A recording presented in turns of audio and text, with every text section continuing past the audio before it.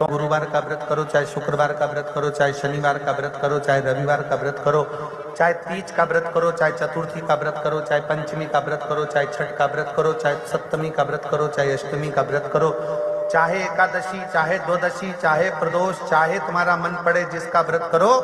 शिव महापुराण की कथा कहती है व्रत किसी का भी करो पर फल तो शंकर जी ही देते हैं।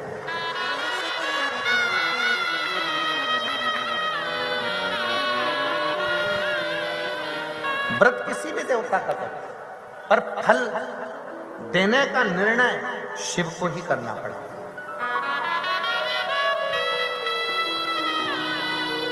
कैसे? तुम्हारे घर में फ्रिज रखा है, पड़ोसी को लेकर जाना है, तुमसे बिना पूछे उठा के ले जाएगा क्या? जम के बोलो जरा। नहीं।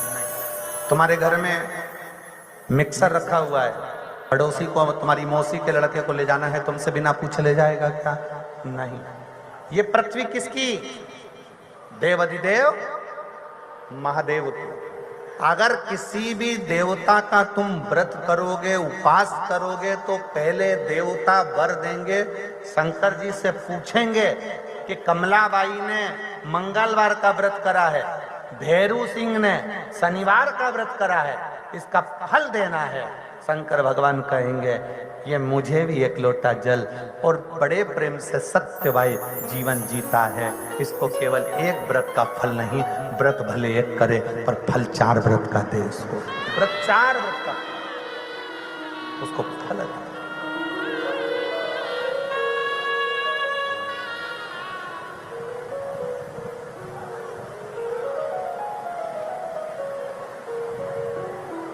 किसी को भी जब, और मेरा मेरी बहनों से, मेरा मेरी जीजियों से, मेरे भाइयों से, मेरी बेटियों से निवेदन है, एक निवेदन करना चाहूंगा। मेरी बेटियों से, मेरी जीजियों से, मेरी माताओं से, जब भी शंकर के मंदिर में अर्चना करने जाओ, लोटा भर के जल चढ़ाने जाओ, अगर तुम्हारे नगर में, तुम्हारे मोहल्ले में, तुम्हारे क्षेत्र में कहीं शंकर का मंदिर है और तुम अगर एक लोटा जल चढ़ाने के लिए जाती हो, तो मेरी माताओं के लिए यह विशेष है, मेरी जीजियों के लिए विशेष है, मेरी बेटियों के लिए विशेष है कि 3 स्थान शंकर के शिवलिंग में, 3 स्थान ऐसे हैं जहां का स्पर्श कर लेना चाहिए और अपने मन की कामना बाबा से कह देना चाहिए। तो कहते हैं वो नारी को जिंदगी में कभी दुख नहीं झेलना पड़ता है।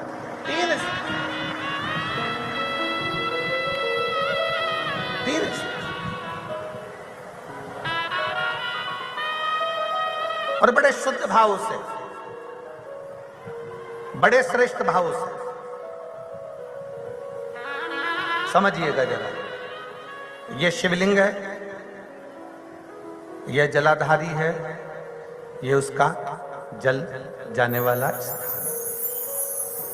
इधर कार्तिकेय, गणेश कार्तिकेय का स्थान, बीच में अशोक सुंदरी का स्थान, ये माता पार्वती जी का हस्त कमल, ये भगवान शंकर का शिवलिंग। शिवलिंग के ऊपर जो एक एक बूंद पानी टपकता है कलश में से, वो शंकर जी की 5 लड़कियां जया, विषहरा, शामली बारी, दौतली, देव।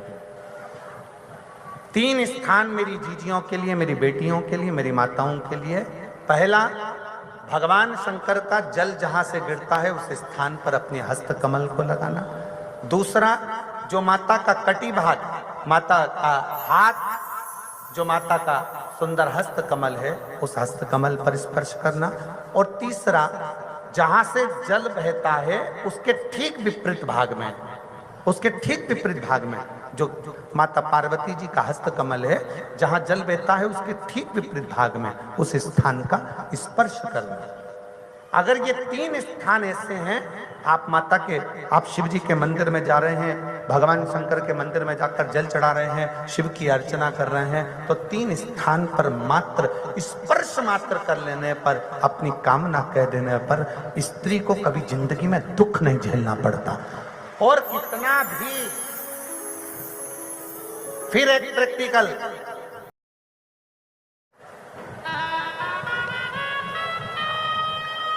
पहले तो मेरे जितने जीजा बैठे हैं, जितने मेरे पुरुष बैठे हैं, जितने मेरे जीजा उन बैठे हैं, उनसे निवेदन है अपने आप में दृढ़ बनाओ कि मैं, हाँ हम संकल्प नहीं दिलाएंगे, संकल्प दिलाने से कुछ नहीं होता, फालतू की बात है। हम दिला भी देंगे, तुम वापिस पहुंच गए तो ऐसा फालतू का माथा पच्ची हम करते रहे। आप अपने मन से दृढ़ बनाओ कि मैं अपने बच्चों के लिए, अपनी पत्नी, अपने बेटों और अपने माँ बाप की इज्जत के लिए और अपने घर के बेटों को मुझे डॉक्टर बनाना है, इंजीनियर बनाना है, मुझे मेरे बेटे को कलेक्टर बनाना है। अपने बच्चों की जिंदगी बनाने के लिए आज से मैं मदिरा नहीं पीऊंगा, मैं दारू नहीं पीऊंगा, मैं नशा नहीं करूंगा। अपने घर के बच्चों को, अपने घर एक संकल्प अपने भीतर आप स्वयं लीजिए। हम नहीं दिलाएंगे, हम ये फालतू काम, क्योंकि हमें मालूम है हम संकल्प दिला देंगे, तुम नहीं छोड़े तो बद्दुआ हमें लगे। क्या मतलब फालतू? तुम सोचो, घर किसका? तुम्हारा। बच्चे किसके? तुम्हारे। पत्नी किसकी? तुम्हारी। माता पिता किसके? तुम्हारे। तो सोचना किसको? तुमको। क्या सोचेंगे? तुम सोचो, तुम स्वयं विचार करो। और इसमें मेरी जीजियों का साथ चाहिए, इसमें मेरी जीजियों का साथ चाहिए। एक दुर्वा ये 3 स्थान पर स्पर्श कराना। एक दुर्वा 3 स्थान पर स्पर्श कराना और अवधूतेश्वर महादेव का नाम लेकर वो दुर्वा एक पानी की कटोरी में डाल दीजिए। अवधूतेश्वर नाम लेकर उस दुर्वा का दूसरे दिन विसर्जन कर दीजिए और वो कटोरी का जल किसी भी तरह से नशा करने वाले व्यक्ति को रोज रोज थोड़ा थोड़ा रखकर, एक दुर्वा 3 स्थान पर स्पर्श कराकर रखकर उसका पान कराना प्रारंभ करिए। और पुरुष अपने अंदर संकल्प ले कि आज के बाद मैं नहीं पीऊंगा, वो जल पीना प्रारंभ कर दे। धीरे धीरे मदिरा का नशा छूट जाता है। एक दुर्वा, क्या बोलते मैं, धूप की दुर्वा बोलते हैं ना,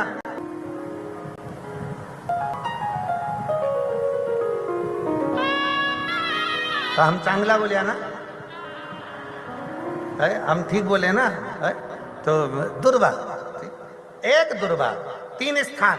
फिर समझेंगे, जहां से जल बहता है वहां आप बैठे हो वहां, और इसी जल भाग के ठीक पीछे का स्थान जो देवी का स्थान, ये पूर्ण स्थान मेरी माता का है, पूर्ण स्थान। और बीच में जो स्थान है वह सुख सुंदरी का, इधर सड़न कार्तिक गणेश जी का स्थान निश्चित है, इधर गणेश उधर कार्तिक। एक दुर्वा, और उसमें सबसे मेन मेरे जीजाओं का संकल्प से कि मैं मदिरा का त्याग, किसी नहीं, आप मदिरा छोड़ो, किसी दूसरे के लिए नहीं, अपने मेरे बेटे को मुझे आगे बढ़ाना, मुझे मेरे बेटे को प्रबल बनाना। कौन सा काम है मैं तुम नहीं कर सकते? नशा तुमने पकड़ा है तो तुम ही सकते हो, दुनिया में कोई नहीं छोड़ सकता। कौन? तो बाबा के घरों चलते हैं, हम तो बाबा के घरों चलते हैं।